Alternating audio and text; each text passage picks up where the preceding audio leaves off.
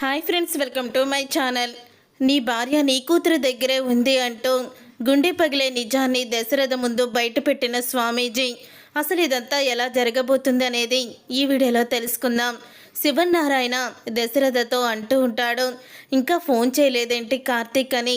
చేస్తాడు నాన్న, వాడు చెప్పాడు కదా సుమిత్రని తీసుకొస్తానని, ఖచ్చితంగా తీసుకొస్తాడు, వాడి మీద నాకు నమ్మకం ఉంది అని అంటూ ఉంటాడు దశరథ. అయితే అప్పుడే ఇక జ్యోత్స్న అయితే, బావ ఇప్పటికీ రాలేదు, ఫోన్ చేయలేదంటే ఏదో జరుగుతుంది అని అనుకుంటూ జ్యోత్స్న, నేను ఒకసారి బావ వాళ్ళ ఇంటికి వెళ్ళొస్తాను అని అంటూ ఉంటుంది. జ్యోత్స్న కార్తిక్ వాళ్ళ ఇంటికి వెళ్ళి నువ్వేం చేస్తావో అని అడుగుతూ ఉంటాడు దశరథ. దీప ఇంటికి రాలేదు, బావ కూడా ఫోన్ చేయలేదు, అసలు వాళ్ళు ఇంటి దగ్గర ఉండి వెతుకుతున్నామంటూ ఏమన్నా చేస్తున్నారేమో అని నా అనుమానం, వాళ్ళ ఇంటి దగ్గరే ఉండుంటారు అని అంటూ ఉంటుంది జ్యోత్స్న. అప్పుడే ఇక దశరథ అయితే, కార్తీక్ దీప ఇద్దరూ కూడా మనుషుల్ని నమ్మించి నమ్మక ద్రోహం చేసేవాళ్ళు కాదు. కొంతమంది ఉంటారు, పైకి బాగా నటిస్తూనే లోపల వాళ్ళ వెనకాలే గోతులు తవ్వుతూ, అయినా నువ్వు వాళ్ళింటికి వెళ్ళి ఏం చేస్తావో, అక్కడికి వెళ్ళి ఏదో ఒకటి మాట్లాడతావో, జనాల్ని రెచ్చగొట్టి గొడవలు పెట్టడానికి నువ్వు ముందుంటావు కదా అని అంటూ ఉంటాడు దశరథ. ఏంటి డాడీ, అసలు ఏంటి మీరు, నా మీద మీకున్న ఉద్దేశం ఏంటి? అంటే ఇంట్లో గొడవలన్నిటికీ కారణం నేనే అంటారా అని అనగానే జ్యోత్స్న, జరిగిపోయిన వాటి గురించి మాట్లాడుకో అని అంటూ ఉంటాడు శివనారాయణ. ఏంటి తాత, డాడీ నా మీద నమ్మకం లేకుండా అంతలా మాట్లాడుతూ ఉంటే నువ్వేంటి జరిగిపోయినవేవి కూడా మాట్లాడొద్దంటున్నావు, అంటే మమ్మీ మీద నాకు ప్రేమ లేదా అని అడుగుతూ ఉంటుంది జ్యోత్స్న. నీకు మీ మమ్మీ మీద ప్రేమే ఉంటే ఆ రోజు మీ మమ్మీయా కాదా అని మమ్మీ ఇంట్లో నుంచి వెళ్ళకూడదంటూ, అసలు ఇంట్లో నుంచి ఎవరు వెళ్తున్నారా అని పరిగెత్తుకుంటూ వెళ్ళి చూసేదానివి. మీ మమ్మీ అని ప్రేమ ఉంటే ఈ పాటికి మేము ఆపినా కూడా నువ్వు ఆగవు, వెళ్ళి మీ మమ్మీ కోసం వెతకడానికి పరిగెత్తుకుంటూ వెళ్ళేదానివి. అంతే తప్ప చేతగాని దానిలాగా పోలీస్ స్టేషన్లో కంప్లైంట్ ఇద్దాము అది ఇది అంటూ సలహాలు మాత్రం ఇస్తున్నావు అని శివనారాయణ కూడా జ్యోత్స్న అని అంటూ ఉంటాడు. ఈ గ్రాని ఒక్క పని చేయదు, రాత్రి మమ్మీ వెళ్తూ ఉంటే మేమిద్దరం చూసాము అంటూ నిజాన్ని బయట పెట్టడంతో ఇప్పుడు అందరూ అదే విషయాన్ని పట్టుకొని నన్ను ఆడుకుంటున్నారు అని అనుకుంటూ ఉంటుంది జ్యోత్స్న. ఇంతలో ఇక అంటూ ఉంటాడు దశరథ, నాన్న నేను ఇప్పుడే గుడికి వెళ్ళొస్తాను అని అంటూ ఉంటాడు దశరథ. గుడిక, ఇప్పుడెందుకు గుడికి దశరథ అని శివనారాయణ అంటూ ఉంటే, లేదు నాన్న, మనసు ఏమీ బాలేదు, కొంచెం గుడిలో ప్రశాంతంగా ఉంటుంది, ఎందుకో గుడికి వెళ్ళాలని అనిపిస్తుంది, నన్ను వెళ్ళని నాన్న అని అంటూ ఉంటాడు దశరథ. అప్పుడే ఇక పిన్ని, నువ్వున్నావనే నమ్మకంతోనే నేను నాన్నని వదిలి నీ దగ్గర వెళ్తున్నాను, ఎందుకంటే నీకు ఆయన భర్త, నీ మెడలో తాళి కట్టింది ఆయన, ఆయన్ని జాగ్రత్తగా చూసుకునే బాధ్యత కూడా నీదే అని అంటూ ఉంటాడు దశరథ. నువ్వు వెళ్ళు దశరథ, నేను మీ నాన్నని దగ్గరుండి చూసుకుంటాను అని అంటూ ఉంటుంది పారిజాతం. నేను వస్తాను అని జ్యోత్స్న గుడికి వస్తానని దశరథతో చెప్తుంది.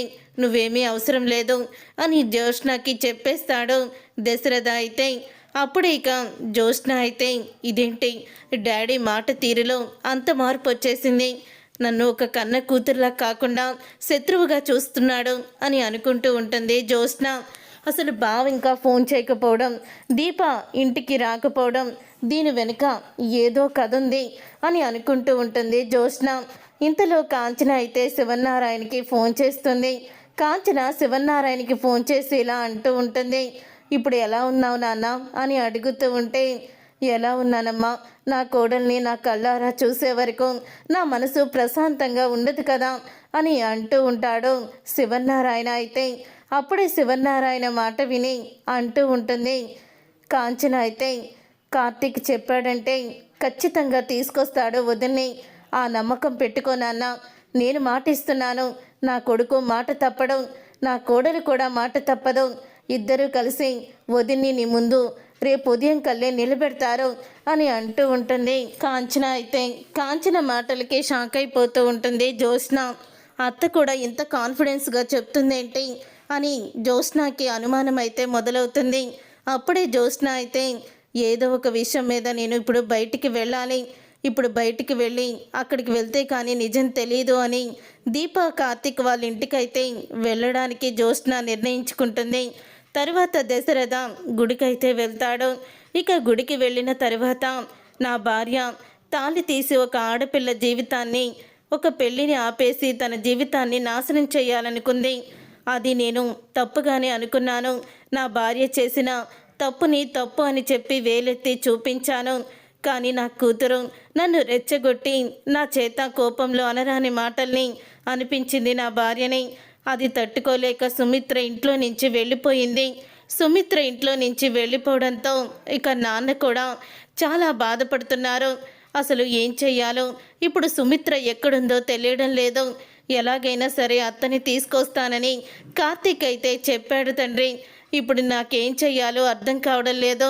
సుమిత్ర నేనన్న మాటలకి తను ఏదైనా అఘాయిత్యం చేసుకుంటే నా ప్రాణం పోతుంది. సుమిత్ర నా ప్రాణం అని అంటూ ఉంటాడు. అప్పుడే ఇక దశరథ అలాగా నిలబడి ఏడుస్తూ సుమిత్ర కోసం దేవుణ్ణి ప్రార్థిస్తూ ఉండగా, ఎందుకు దశరథ ఏడుస్తున్నావు అని అడుగుతూ ఉంటాడు స్వామీజీ. అప్పుడే స్వామీజీ మాటలు విని దశరథ షాక్ అయిపోతూ, నేను ఎందుకు ఇలా బాధపడుతున్నానో మీకు తెలీదా స్వామి? నేనెవరో మీకు తెలియకుండానే నన్ను పేరు పెట్టి దశరథ అని పిలిచారు. నా మనసులో ఉన్న విషయం కూడా మీకు తెలుస్తుంది కదా అని అంటూ ఉంటాడు దశరథ. అయితే అప్పుడే స్వామీజీ అయితే, తెలుస్తుంది. ఎందుకు నువ్వు బాధపడుతున్నావు? నీ భార్య కనిపించడం లేదనా? నీ భార్య సేఫ్గా ఒక చోట ఉంది కదా అని అంటూ ఉంటాడు స్వామి. అయితే అప్పుడే స్వామీజీ అన్న మాటలకి షాక్ అయిపోతూ, నా భార్య ఎక్కడుంది స్వామి? నా భార్య ఎక్కడుందో నాకు చూపించండి, తన దగ్గరికి నన్ను పంపించండి అని అంటూ ఉంటాడు దశరథ.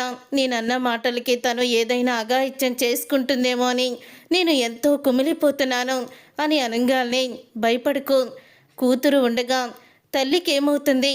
కూతురే తల్లి ప్రాణాలని కాపాడుతుంది, కాపాడింది కూడా అని అంటూ ఉంటే ఆ మాట విని ఒక్కసారి షాక్ అయిపోతూ ఉంటాడు దశరథ. అయితే ఇక దశరథ షాక్ అయిపోతూ, ఏం మాట్లాడుతున్నారు స్వామి? నా కూతురు అసలు వాళ్ళమ్మని కాపాడడం ఏంటి? సుమిత్ర ఇంట్లో నుంచి వెళ్ళిపోయినప్పటి నుంచి జ్యోత్స్న ఇంట్లోనే ఉంది, సుమిత్రని ఎక్కడా కూడా వెతకలేదు అని అనగానే అప్పుడే ఇంకా ఆ మాట విని స్వామీజీ అయితే, నేను మాట్లాడుతుంది నీ కన్న బిడ్డ గురించి దశరథ, నీ కన్న కూతురు దగ్గరే నీ భార్య ఉంది అని అనగానే, అదేంటి స్వామి నేను మాట్లాడుతుంది నీ కన్న కూతురు గురించి అని అంటున్నారేంటి? నా కన్న కూతురు జ్యోత్స్నానే కదా అని అంటూ ఉంటాడు దశరథ. లేదు దశరథ, కళ్ళతో చూసేవన్నీ నిజాలు కాదు, చెవులతో విన్నవన్నీ కూడా అవి కూడా నిజాలు కాదు. కొన్ని సందర్భాల్లో మన చెవులు కళ్ళు కూడా మనల్ని మోసం చేస్తాయి. అలాగే 25 సంవత్సరాల క్రితం నువ్వు కూడా అలాగే మోసపోయావు అని అంటూ ఉంటాడు స్వామీజీ. ఇప్పుడు సుమిత్ర ఎవరి దగ్గర లేదో నీ కన్న కూతురు దగ్గరే ఉంది కాబట్టి కన్న కూతురు ఎక్కడుందో ఏంటో అని నువ్వే వెతుక్కో, తప్పకుండా నీకు దారి దొరుకుతుంది. కళ్ళు మూసుకొని ఆ నారాయణ్ణి స్మరించు, తప్పకుండా విజయం నీ సొంతమవుతుంది అని అంటూ ఉంటాడు స్వామీజీ. అప్పుడే స్వామీజీ మాటలకి షాక్ అయిపోతూ ఉంటాడు దశరథ. అయితే ఇక దశరథ షాక్ అయిపోతూ, అప్పుడే మీ కన్న కూతురు దగ్గరే ఉందని చెప్పి స్వామీజీ చెప్తున్నారు. మరి జ్యోత్స్న దగ్గర సుమిత్ర నాకు కనిపించలేదు, సుమిత్ర కనిపించడం లేదని జ్యోత్స్న కూడా బాధపడుతుందని పారిజాతం పిన్ని చెప్పింది. మరి కన్న కూతురు దగ్గర ఉండడం ఏంటి అని అనగానే అప్పుడే ఇక దాసు అయితే గుడిలో వెతుక్కుంటూ వస్తూ ఉంటాడు సుమిత్రని. దాసు అయితే దశరథికి ఎదురుపడతాడు. అన్నయ్య, వదిన కనిపించిందా అన్నయ్య అని అడుగుతూ ఉంటాడు. లేదు దాసు, కానీ ఇక్కడ ఉన్న స్వామీజీ అయితే నీ కన్న కూతురు దగ్గరే నీ భార్య ఉంటుంది అని స్వామీజీ చెప్పారు. ఆ మాటకి నాకు చాలా ఆశ్చర్యం వేసింది. జ్యోత్స్న ఉదయం నుంచి ఇంట్లోనే ఉంది. జ్యోత్స్నకి సుమిత్ర ఎక్కడుందో ఏం చేస్తుందో కూడా తెలియదు. తన ఫోన్ కూడా ఇంట్లోనే వదిలేసింది సుమిత్ర. మరి నీ కన్న కూతురు దగ్గరే ఉందని స్వామీజీ ఎందుకు చెప్పారో అర్థం కావడం లేదు అని అనగానే, కన్న కూతురు అంటే దీప దగ్గర ఉన్నట్ట? రా అన్నయ్య, మనం ముందు ఒక చోటికి వెళ్ళాలి రా అంటూ దాసు అయితే కార్తీక్ దీపల ఇంటికి దశరథని తీసుకువెళ్తాడు. ఇక దశరథ రాకముందే జ్యోత్స్న అయితే ఇంట్లోకి వెళ్తుంది. ఇంట్లోకి వెళ్తున్న జ్యోత్స్నాని అడ్డు తొలగించి నువ్వు ఇక్కడికి రావడానికి వీల్లేదు అని అంటూ ఉంటుంది. దీప అప్పుడే ఇక దీప మాటలకి అసలు ఏం చేస్తున్నావు నువ్వు ఇంట్లో? మా మమ్మీని వెతుక్కుంటూ నువ్వు వెళ్ళలేదా? మరి ఇక్కడ నువ్వు ఎవరికి చూడకూడదని దాచిపెడుతున్న రహస్యం ఏంటి అని దీపని పక్కకి నెట్టేసి జ్యోత్స్న వెళ్ళి గదిలోకి చూడంగానే తలకి దెబ్బతో సుమిత్ర అయితే కనిపిస్తుంది. సుమిత్రను చూసి ఒక్కసారే షాక్ అయిపోతూ ఉంటుంది జ్యోత్స్న. అంటే మా అమ్మని నీ దగ్గరే పెట్టుకొని మా అమ్మ కనిపించడం లేదని మీ మొగుడు పెళ్ళం ఇద్దరు కూడా డ్రామాలు ఆడుతున్నారనమాట. ఇప్పుడే వెళ్ళి నేను ఈ సంగతి తాతకి చెప్పేస్తాను అంటూ గడప దాటి బయటికి వస్తుంది జ్యోత్స్న. ఇక రాగానే అప్పుడే ఇంకా దశరథ అయితే దాసుతో కలిపి వస్తాడు. దశరథ దాసు ఇద్దరు కలిసి రావడం చూసి షాక్ అయిపోతూ ఉంటుంది జ్యోత్స్న. అయితే ఇదేంటి వీళ్ళిద్దరూ కలిసి వస్తున్నారు, అసలు వీళ్ళిద్దరూ ఎక్కడికి వెళ్ళారు అని అనుకుంటూ ఉంటుంది జ్యోత్స్న. అప్పుడే ఇక దాసుని దశరథ ఇక్కడికి తీసుకొచ్చావేంటి దాసు అని అడుగుతూ ఉంటాడు. అప్పుడే పదన్నయ్య లోపలికి వెళ్దామని అనగానే జ్యోత్స్న అయితే కనిపిస్తుంది దశరథకి. నువ్వు ఇక్కడ ఏం చేస్తున్నావు అని అడుగుతూ ఉంటే నాకెందుకో బావ మీద దీప మీద అనుమానం వచ్చింది డాడీ, అందుకనే నేను వాళ్ళని వెతుక్కుంటూ ఫాలో అవుతూ ఇక్కడికి వచ్చాను. వాళ్ళ ఇంట్లో నాకు ఒక సంఘటన ఎదురయ్యింది. అదిగో చూడండి మీరే, బెడ్ మీద పడుకున్న మమ్మీ, తలకి గాయంతో మమ్మీ ఇక్కడే ఉంది. కానీ బావ అలాగే దీప ఇద్దరు కూడా మమ్మీ దొరకలేదని వీళ్ళిద్దరూ కూడా నాటకం ఆడారు. వీళ్ళ నాటకం ఎందుకు ఆడారో కూడా తెలియడం లేదు అని అంటూ ఉంటుంది జ్యోత్స్న. అయితే అప్పుడే ఇక దీప వస్తుంది బయటికి. ఏంటమ్మా దీప, ఎందుకు నువ్వు సుమిత్ర కనిపించలేదని చెప్పావు? ఎందుకు మమ్మల్ని ఇంత క్షోభ పెట్టావు? అవతల కోడలు కనిపించలేదని పెద్ద అయినా బీపీ ఎక్కువయ్యి హార్ట్ స్ట్రోక్ తెచ్చుకునే పరిస్థితికి వచ్చాడు.